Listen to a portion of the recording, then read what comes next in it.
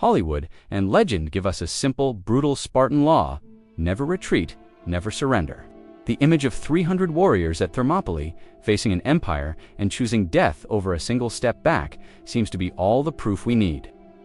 It's the ultimate story of discipline, the bedrock of Sparta's terrifying reputation. But what if that ironclad law never actually existed? What if the force that held Spartan soldiers in the battle line wasn't a rule, but something far more complex and way more terrifying? Forget the silent law. The real secret to Sparta's power was a system of honor, shame, and brutal social engineering. So powerful, it made laws unnecessary. Number 1. The birth of a myth. The no-retreat myth is powerful, etched into our minds by movies, books, and even ancient historians. We think of Sparta, we think of King Leonidas's last stand. At the heart of that story is an epitaph for the fallen, which is often translated as, "Go tell the Spartans, stranger passing by, that here, obedient to their laws, we lie." Seems like definitive proof, right? They died because their laws demanded it. Case closed. They died because their laws demanded it. Case closed. But what if we've been reading that line wrong for centuries? The original Greek word remasi doesn't mean laws in a legal sense, but rather words or orders. Most historians today argue the inscription wasn't about a blanket ban on retreat, it was about absolute obedience to their king on campaign. When King Leonidas decided to stay, his men were culturally bound to follow his command. It wasn't that Spartans couldn't retreat, it was that these Spartans couldn't disobey their king. This is a crucial detail, especially since Leonidas, as a younger royal son, was not exempt from the brutal state training program called the Agogian, the heir to the throne. He was a product of the very system he was leading.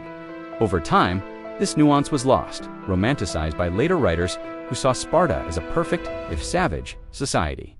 The no-retreat idea fit that narrative perfectly. Pop culture, of course, ran with this. The movie 300 shows a world where surrender is a flaw in your very being. It's a great story, but it's just that, a story. Spartans were professional soldiers who wanted victory for Sparta, and sometimes victory required something other than a glorious death. So what happened when they did surrender? Number 2, the myth shattered the surrender at Sparta.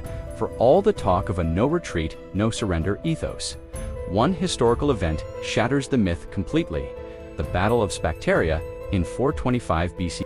You won't see this one in a Hollywood movie because it complicates the legend. During the Peloponnesian War, a force of over 400 Spartan soldiers, including 120 elite Spartiates, the top-tier citizens, were trapped by Athenians on a small island. Cut off and hopeless, the legend says they should have fought to the last man. They didn't. After their commander was killed, the Spartans did the unthinkable. They threw down their shields and surrendered. This sent shockwaves through the Greek world. The myth of Spartan invincibility was broken. But what happened to the survivors? Were they disgraced as tremblers or cowards? Nope. In fact, the Spartan government negotiated tirelessly for their release.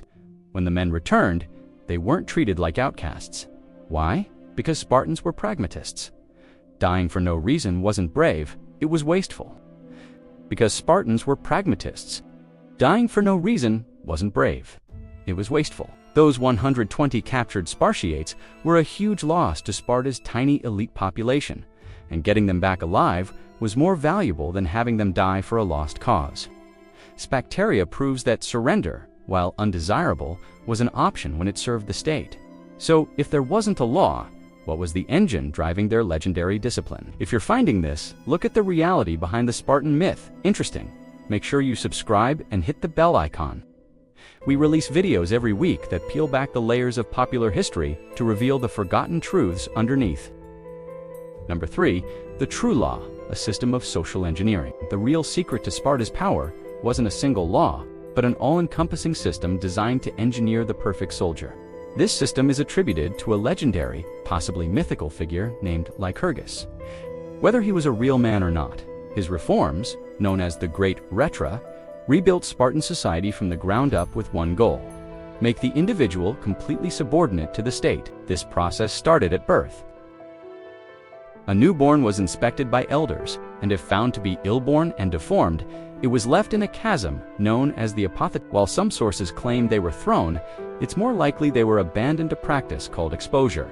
This wasn't just cruel, It was the first step in ensuring only the fittest would go on to consume the state's resources.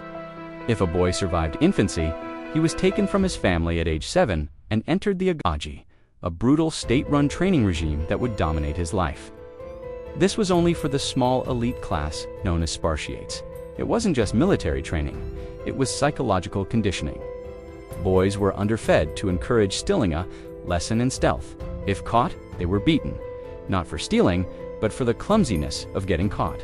They were taught to endure pain, to speak in short, pithy, laconic phrases, and above all, to obey.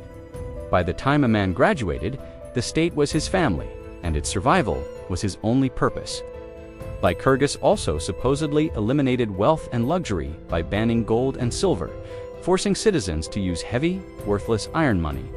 He established the secessia, or common mess halls, where all men, even kings, had to eat their bland meals together, forging unbreakable bonds.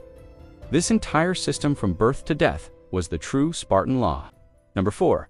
The currency of honor and shame. So if there was no law against retreat, why does the saying "come back with your shield" or "on it" exist?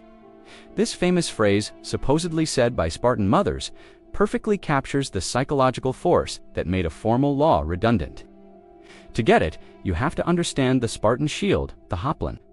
In a phalanx, your shield didn't just protect you, it protected the man to your left. To drop your shield was the ultimate act of selfish betrayal, as it could cause the entire line to collapse. Returning with your shield meant you stood your ground as a victor. Returning on it meant you died honorably, and your brothers in arms carried your body home. The only way to return without it was to have dropped it and run. For that, there was a fate worse than death: social extinction. The ancient writer Xenophon, who was a great admirer of Sparta, described the life of a trembler, or coward. No one would eat with him. No one would even wrestle with him. No one would even wrestle with him. He had to give up his seat to younger men. His family was shamed, and his daughters would struggle to find husbands. He was a social ghost alive, but erased from society, Xenophon concluded. I am certainly not surprised that death is preferred in Sparta to a life of such dishonor and ignominy now. It's possible Xenophon was describing an ideal to praise Spartan customs, as there are few historical examples of these punishments being fully carried out. Still, this culture of shame was the ultimate enforcement mechanism. There was no need for a law against retreat because the social consequences were so devastating. Most would rather die than face them.